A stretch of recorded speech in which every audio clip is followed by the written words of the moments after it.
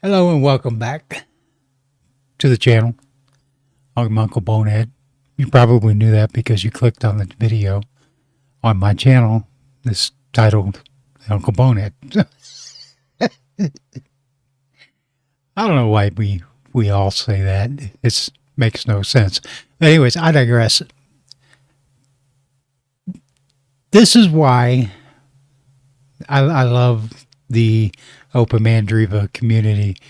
Yes, their forum is busy. It's not, totally hopping all the time, but the forum is basically there mostly for support and stuff. But where the real action happens is in the Matrix chat. The conversation today, on any typical day, really, it runs the gambit on what people will talk about. Today, I was on off and on all day. It went from piracy arguments against and for piracy, whether it's software or digital products such as videos and music and PDFs.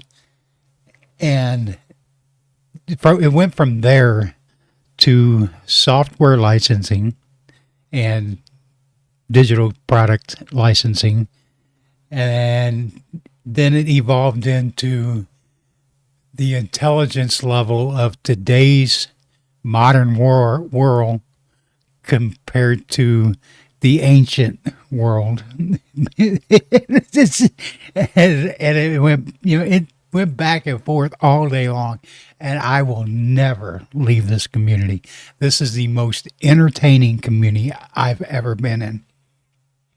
But that's not what this video is about. This video is about, it sparked a thought in my brain about software licensing. And, I'm not a quote unquote big pirater. I don't pirate stuff unless I absolutely have to. The problem is licensing. I totally get what it's for, but it's artificial. It's fake. It's artificial restrictions placed onto a digital product that's not tangible. You can't put it in your hand and carry it. You can't stick an MP3 in your pocket. You can't stick an MP4 in your pocket. You can't stick a PDF in your pocket. You can stick it on a thumb drive and stick it in your pocket, or on your phone and stick it in your pocket. But that's the thumb drive or a phone that is a tangible product. The stuff that's on it is ones and zeros. So the licensing is the issue. So here's 10 reasons why licensing is dumb. You don't really own it. That's correct. When you purchase a movie file or a digital download, you're not buying the file. You're buying the license, which gives you permission to watch it. So you don't own that file. It's like paying full price for a car, but you only get a lease with 1 million restrictions on it. That is an actual example that we were talking about in the chat in Matrix today. Somebody brought up a car. So they said it's piracy if you download a car, if it was possible to download a car. No, it's not. You didn't steal a car. The original car is still there. You downloaded a copy of that car. So nobody's out of a car. That's the problem. When you download a video file of a movie, you're just downloading a copy of it. The original is still there.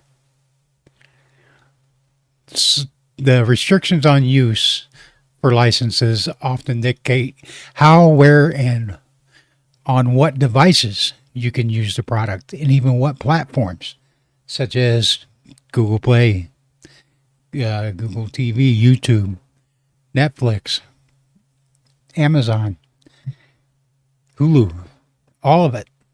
You can only watch it on that platform, or you can only consume it on that platform, and they will restrict you from watching it further if they wish. If there's a licensing from a movie studio that changes in the future, you lose what you paid for.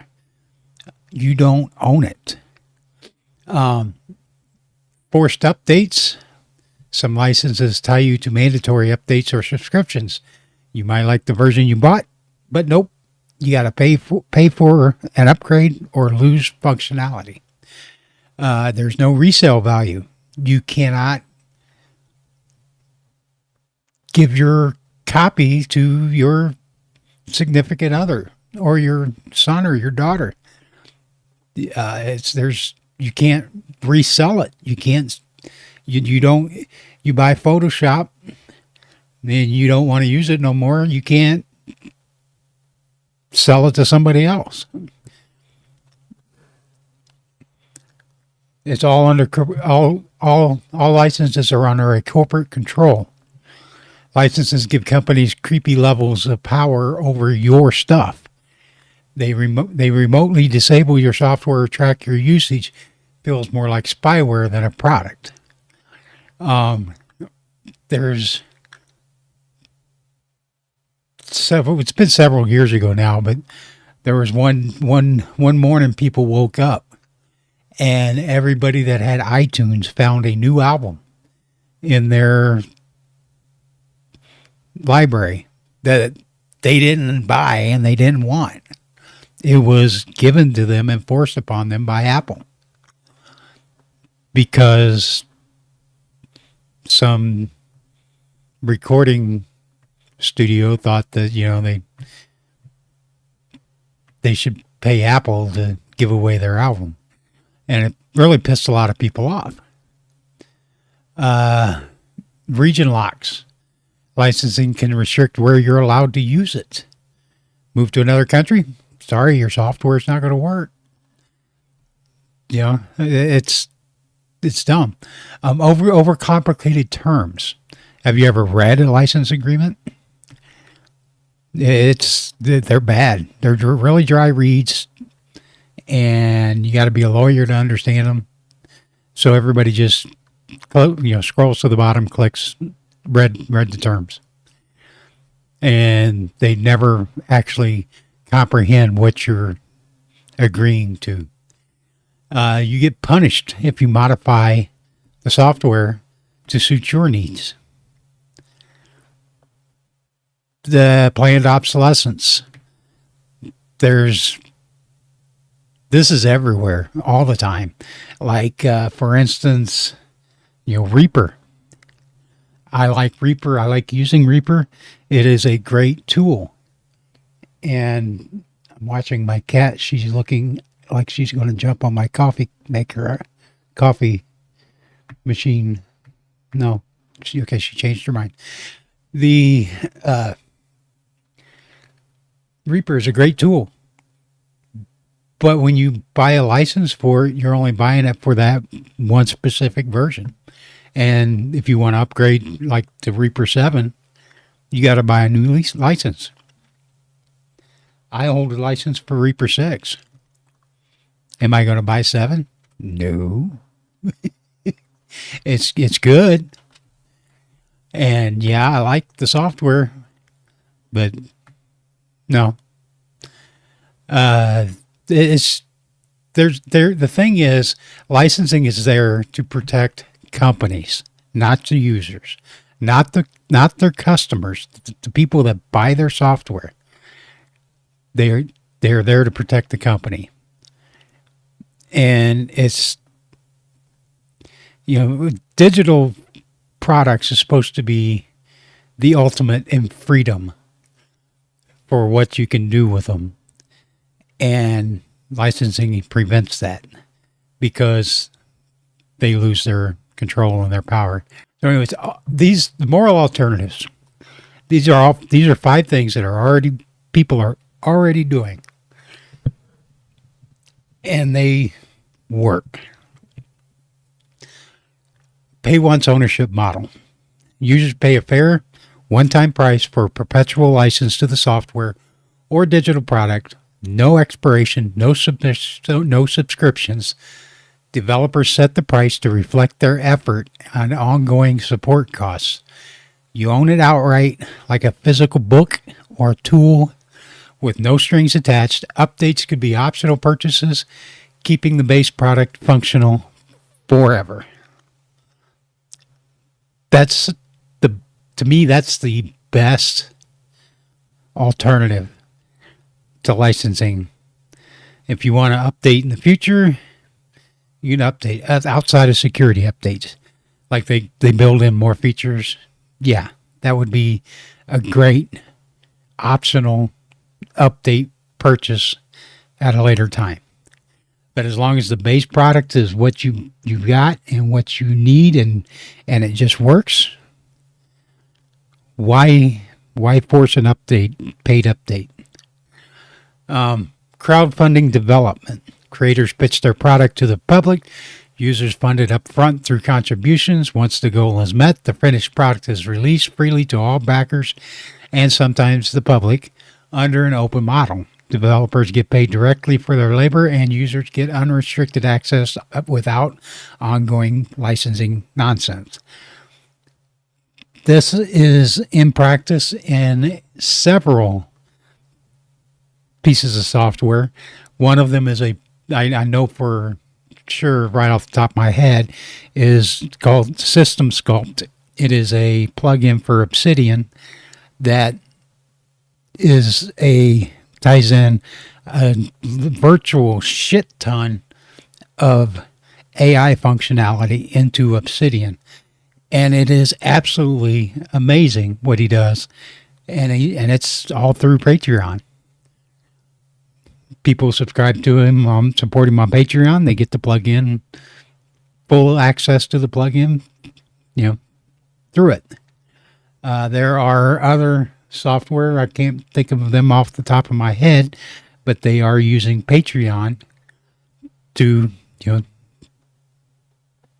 fund it and develop it, and they're doing quite well with it. Community-supported open source. This is already in practice. The software is fully open source, free to use, modify, and share. Developers are sustained by donations, grants, or pay what you can model from the community. We've been doing that for how long? How long has Linux and open source been around? I mean, come on. And then finally, service-backed purchase. You buy the software once and it's yours to use indefinitely, but developers offer optional paid services like cloud storage, premium support, or custom features to generate steady income. The base product isn't crippled or licensed away, and the extras are just a bonus for those who want them. That's similar to the pay once ownership model, but this is like, you get paid extras, which is very cool and very ethical. Now, there are things called fair trade goods. This is like a transparent pricing thing. Creators openly break down costs, development time, tool support, so users know exactly what they're paying for. For example, a game dev might say $30 covers 500 hours of coding and art. Users pay once, get the product forever, no hidden license fees. A guaranteed creator compensation, which is a fair trade label, could certify that developers receive a living wage up front, not just scraps from subscriptions or royalties. Think of a co-op model. Team builds an app, splits the sales evenly, and users buy it knowing the money goes directly to support the makers. Now, these fair trade goods is kind of based on it, like having a board or a platform that certifies that these are fair trade type goods, products, and services. Unrestricted user rights. Once purchased, the digital good is yours. No DRM or licenses locking it to one device. Imagine downloading an ebook and being able to read it anywhere, forever, like a paperback, with creators still paid fairly at the point of sale. Community accountability. A fair trade digital marketplace could let users and creators vote on what projects get funded, ensuring ethical practices. For instance, a music album gets crowdfunded, the artist sets a fair price, and buyers get DRM-free tracks. Everyone sees where the money goes. Unlike if you go purchase something at Spotify, where Spotify gets 90% and the artist gets 5% and the record label gets the other 5%. Sustainable support options. Instead of forced updates or subscriptions, creators offer optional ways to keep the lights on, like donations or paid add-ons, while the core product remains fully functional. Picture a video editor sold for $50 with an optional $10 a year for new filters, all voluntary. This could work in practice with a platform certifying fair trade digital goods. For example, a photo editing tool is sold for $40. Users get lifetime access. The developer team earns a decent cut, say $30 after platform fees, and there's no licensing, no nonsense. Or a musician releases an album for $10 with clear info. This pays for studio time and my rent. Users feel good knowing their money supports real people, not corporate gatekeepers. It's a shift from control to trust. Creators thrive. Users aren't shackled, and the digital world feels less like a rigged game.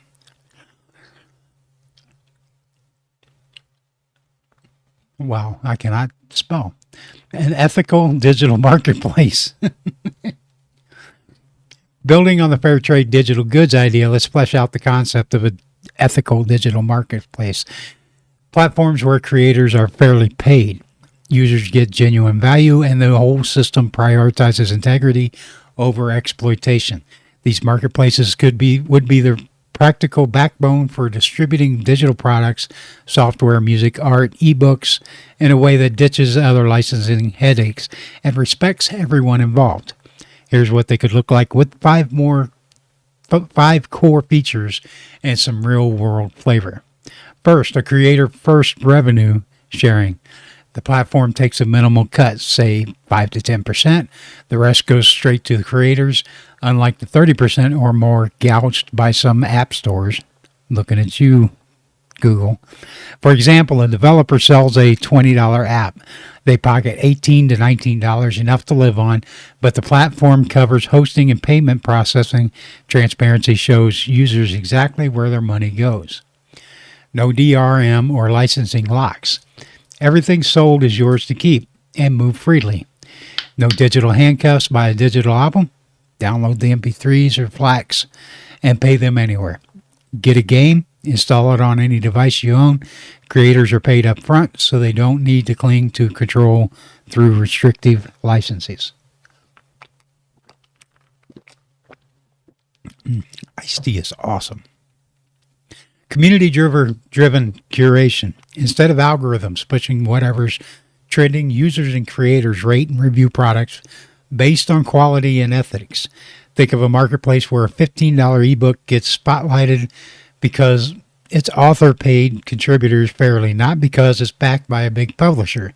It's meritocracy over marketing. Flexible payment models. Ethical marketplaces could support one-time purchases, pay what you want, or voluntary patronage, letting users choose how to support creators without coercion. Imagine a video editing tool, $30 to own it forever, or $5 a month to fund updates. Both options clear and optional, no forced subscriptions, just trust and value. Sustainability and accountability. Platforms commit to ethical operations, openly auditing creator payouts, ensuring no shady middlemen, and even supporting open source projects. Picture a marketplace that donates 1% of sales to fund free tools for students, with creators opting in because it aligns with their values. I know this platform that I'm talking about actually exists out there, but they're not popular. And I'll get to that in a minute. But it's not about, is there people out there that's going to pirate stuff? Yes, just because they can. Yes, there is. That will always be there. There is no getting around that. Restricting everybody because of a handful of few people that just want free shit, that's not the right thing to do. It's one thing to pirate something because it was your way to fight back the man, or whatever you want to say. It's another thing to get it just because you want to shit free. There's nothing wrong with a creator, a developer, getting paid for what they do. The problem is the licensing. Because these digital goods, software included, are not tangible products. You cannot hold them in your hand. They are not real. They are fake. They are made out of ones and zeros.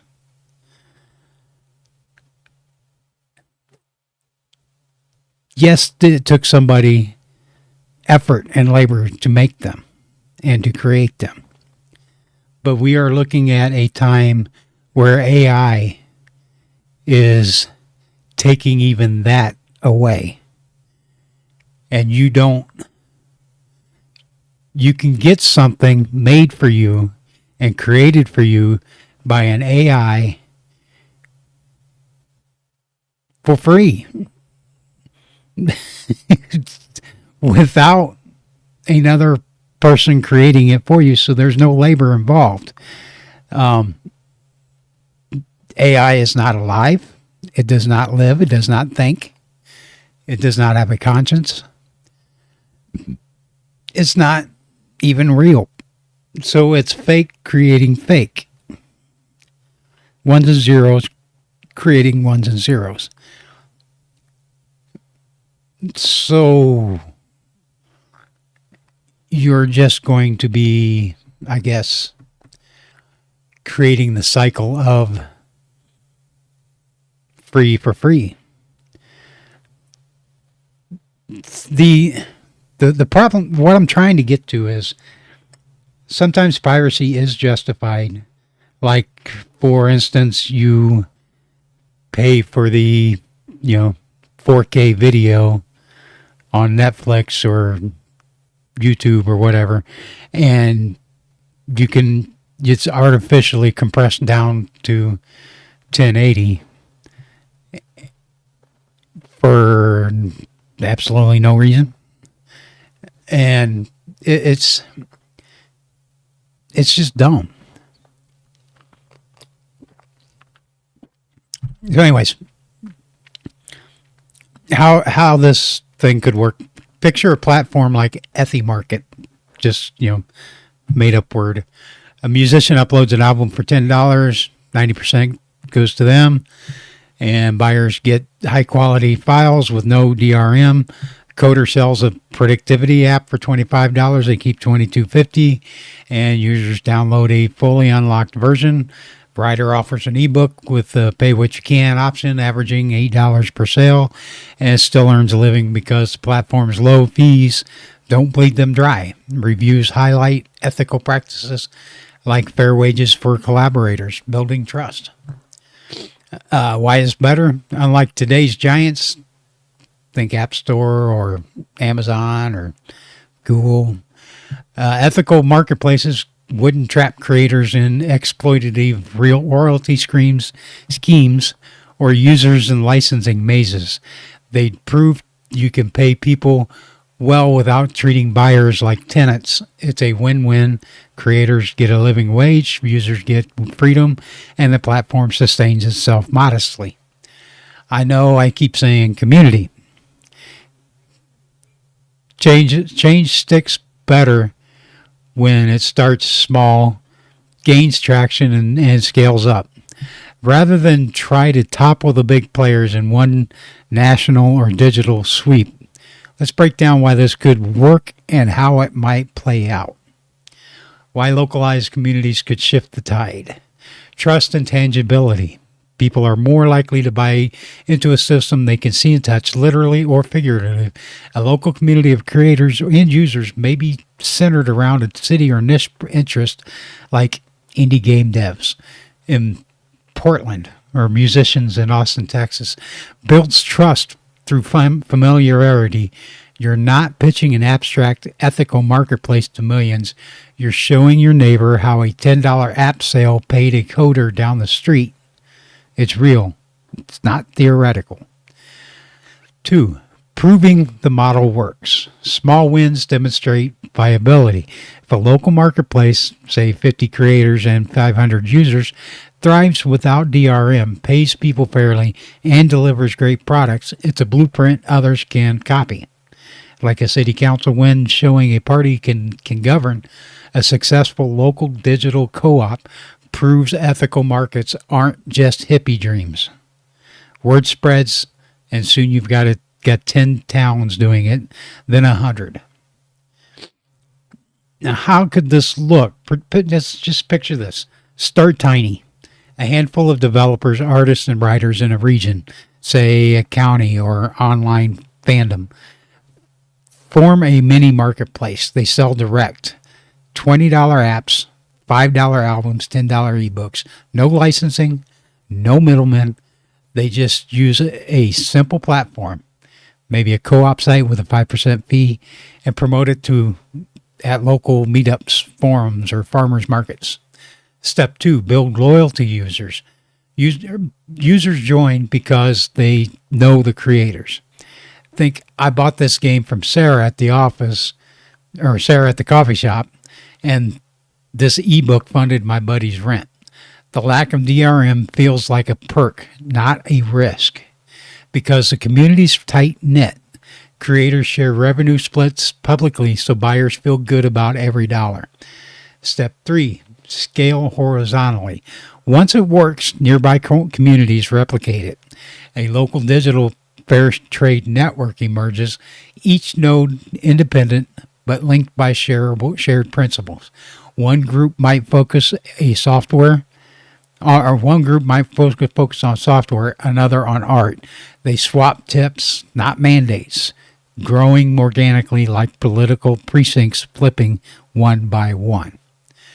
Why it beats a big bang approach. Going national or global right away means battling mega corporations head on. They are not your friends. They would buy you out. Google is famous for this. Buy you out and then throw it away just to get it out of the way. It's they got deep pockets and even deeper influence. Think of it like an election. You don't win the presidency without first securing city halls and state houses.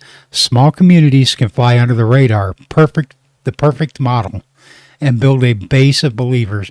By the time the big players notice, you've got a coalition too rooted to squash. It's already kind of happening. Look at Bandcamp for music. It's not fully DRM free or licensing free across the board, but it's a platform where artists set terms, keep most of the cash, and connect directly with fans, often locally at first.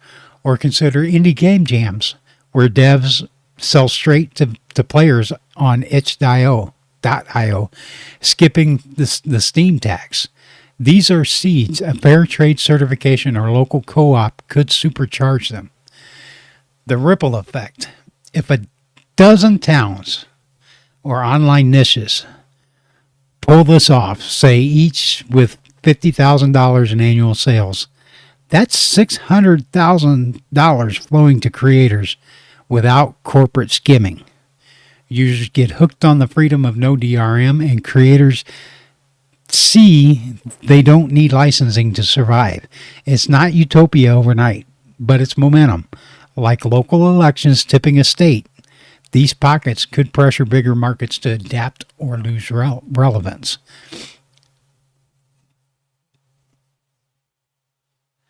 Well, I've been talking for almost 30 minutes. This is what I mean when I'm talking about licensing is the problem. When it comes to licensing, they want the reason why they don't want to give up the licensing is because the big mega corporations lose control. Not just the money. They want to control the market. They don't want a true free market, because a true free market makes them irrelevant. I did make a point that I wanted to cover that was in the Matrix track earlier. I pointed out that I forget how I worded it. Must not be that important. I can't remember what it was. Yeah. So if we can get rid of the licensing, now don't get me started. Open source ain't the answer. It's open source is a great step, but the problem with open source is there is not one definition of open source that goes for everything. I know there's the OSI, Open Source Initiative, but they are not the end-all be-all of open source licensing. They are actually an irrelevant group. They are self-appointed, and they think that they are the ones that say yay or nay on what open source is, and they are not. There is no legal bounds for them, I guess you could say.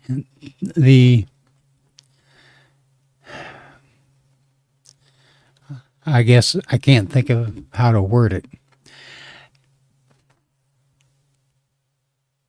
They are self-righteous people that want to feel like they're important and they're irrelevant, because they are not the ones that choose the licensing of the apps. They don't dictate the terms. The creators do. And if you want true freedom, you can't have a license. I'm sorry. That's not true freedom for digital products. It's okay.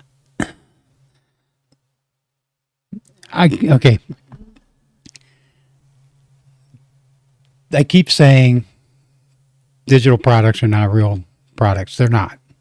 They're not something you can hold in your hand. You can't walk around with them in your pocket. Just the same as cryptocurrency is not real. It's not real money. It's not real currency. You can't put it in your pocket. You can't hold it in your hand. which, by the way, I do have a Monero wallet address. If you would like to donate some of your some of your fake money, I'll accept your Monero. It's not that I can touch it or see it. Hey, if I can use it to help buy some fake products, and that's totally fine. I'll do that.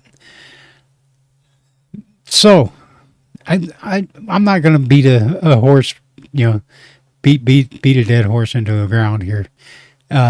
That's really the best way to do it, is to just open up the market, start a fair goods marketplace, an ethical digital marketplace, and do lots of little local ones all across the world. And eventually, if we can make them catch on, we can hit them where it hurts. I'm going to do a video next Friday. I don't know if it's going to be a live stream or not, but it's going to be a Byte Rebel listening party. Byte Rebel first album drops next Friday. It goes on, well, it's on sale now. Pre-sale on Spotify. I think it's got 8 or 9 songs on it. And it releases next Friday, so I'm going to do a listening party stream for it. The same day, Mirror Nocturne's first album goes on sale, pre-sale, and it releases the following Friday from that. Whatchamacallit? Crap. No, I got to go to Meatbag Friday next Friday, so I'm not going to do a live stream. I'll record it and then drop it on that Friday. After that, I am almost done with the second Byte Rebel album. I just got the artwork to do. I finished the music for it. There is 9 songs, and it is called Simulation Hypothesis, and it is a trip into the dystopian future that the World Economic Forum wants for everybody. And it's industrial, it's rap, it's metal, and it's in your face. It's got some of the most editing and most produced stuff I've done with any Byte Rebel or Mirror Nocturne music thus far. I've added a lot to the songs, to whatchamacallit, Suno spit out. I added a lot of sound effects, a lot of extra instruments and noise effects.